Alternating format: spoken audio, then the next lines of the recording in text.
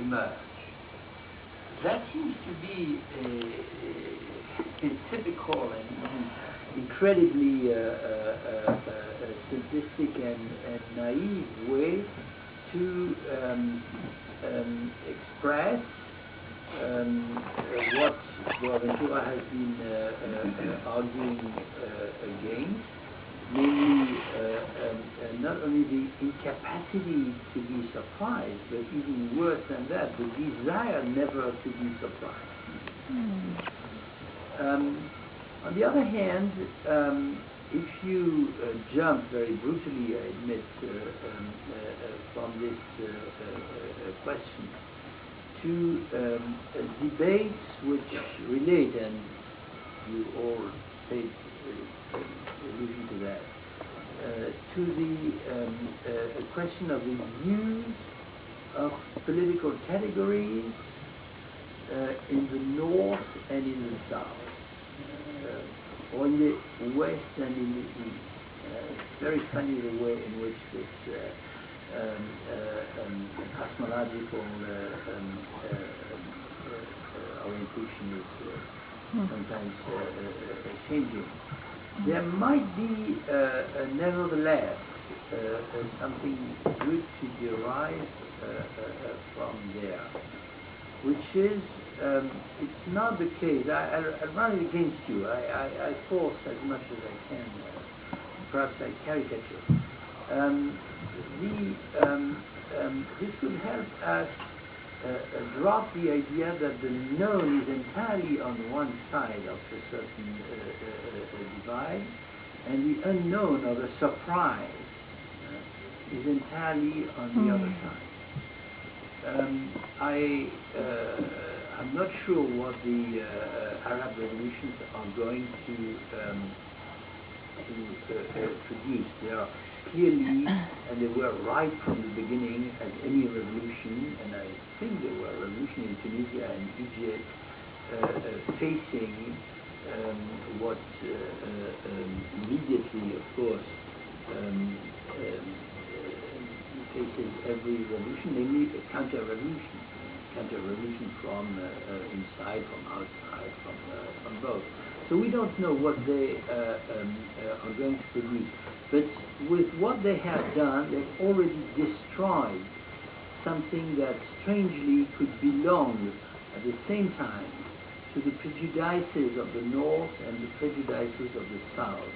Namely the idea that there would be something like an essential difference or heterogeneity, and that such notions as precisely democracy, equality, even citizenship, and why not rule of law, which was also, as opposed to, of course, to arbitrary rule, are not, in fact, distributed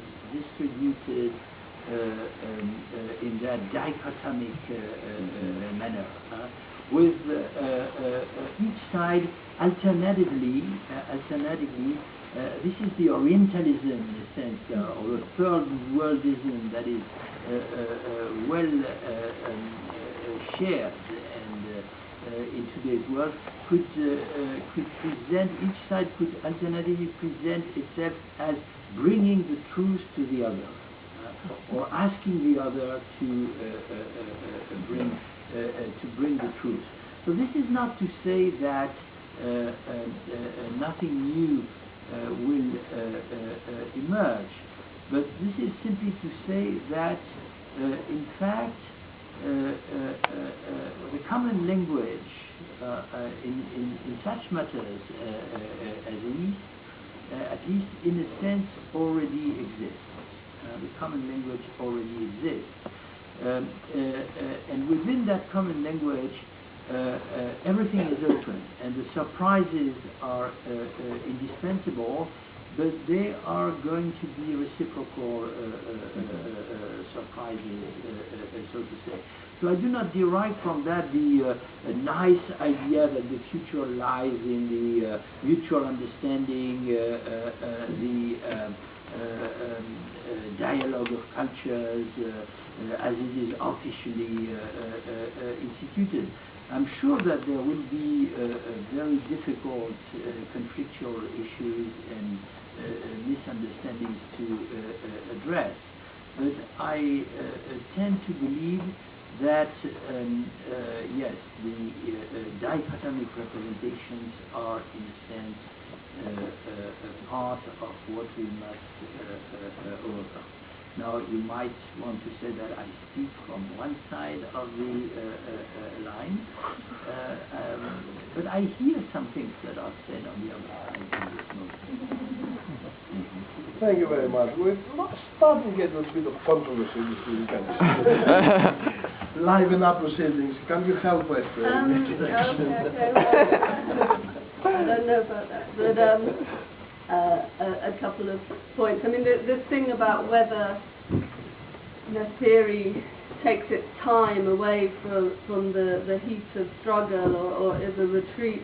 I mean, my sense is a historical one here, and one that comes under the sign of Marx. You know, the moment when Marx retreated into the British Library for long duration to write Capital is one articulation of it, and at other times theory is produced out of practice in that old Marxian word one doesn't hear much, praxis, theory developed through practice, practice developed through theory, and so on. And these are historical questions themselves, depending on the possibility of the moment. And I suppose my sense of a transformative politics that cuts in is also under this sign of a more traditional Marxist view, in that I still cleave to the only successful, in my view, though very time-limited example of revolutionary transformation in the grand sense, which is Russia in 1917. And we might live now in a different world in some ways, but in its augmented form, that my model still, just as it is the referent that bears on the German critical theory that I evoke in various ways.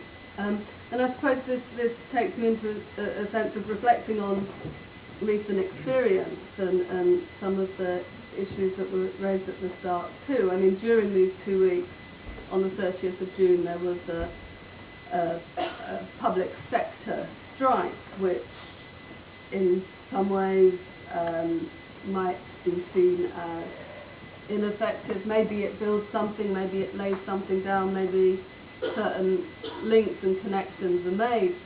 Maybe, though, it is or was also of the defensive variety, and that what motivates it is this sense of things getting worse, things being taken away. We want to hold on to our pensions, to this stored up future time and money that we thought was there and is then no longer to be there.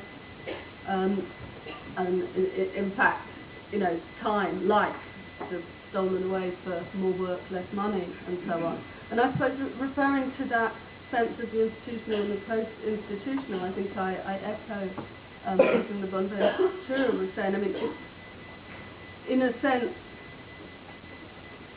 we might, if we are post-institutional, partly that's of our making, partly it's of the making of what I still maybe quaintly call the ruling class. They are dismantling institutions as we know them, and we know this most clearly perhaps in relation to higher education. And I suppose there becomes a point at which to be defensive, to defend the institutions, this was one of the lines that came out with so radical Frank Furedi in relation to Anthony Grayling, the establishment of a private university in our midst.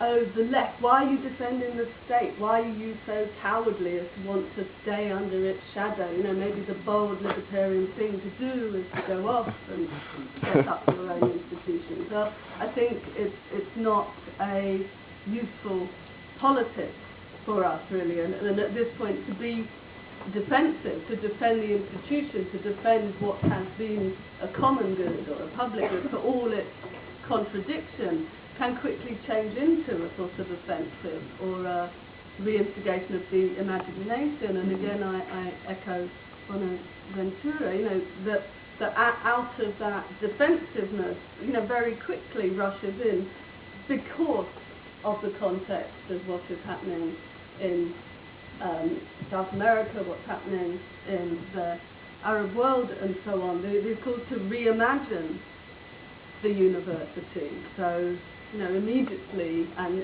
in the constellation of all of this, you get the rebirth of the free university movement, the rebirth of occupations, the emergence of social centres, even here in Britain, and so on. Or you know, reimagine provision in old age. You know, this sets things off, and there are very concrete things that come out of that. In the SOAS occupation from a couple of years ago, which was over the wages for the predominantly Colombian, I believe, Latin American cleaners there. You know, certain accords, certain links were developed, which have been ongoing and spread over to UCL, for these campaigns for a minimum wage for cleaners, or a London living wage. But what was established there was modes of exchange, Spanish lessons for English lessons between students and cleaning staff and so on, and you know, sort of things emerge out of the reality of the situation and the needs of it, which then, you know, feed back into what we imagine is possible or desirable, or what we think about, which is essentially what theory is. And so I suppose in response to the notion of the ivory tower, I think it is crumbling and breaking up, but it's at that point where we, or some of us, might want to remake it in certain ways, and very powerful forces want to remake it in other ways, globally and privately for profit.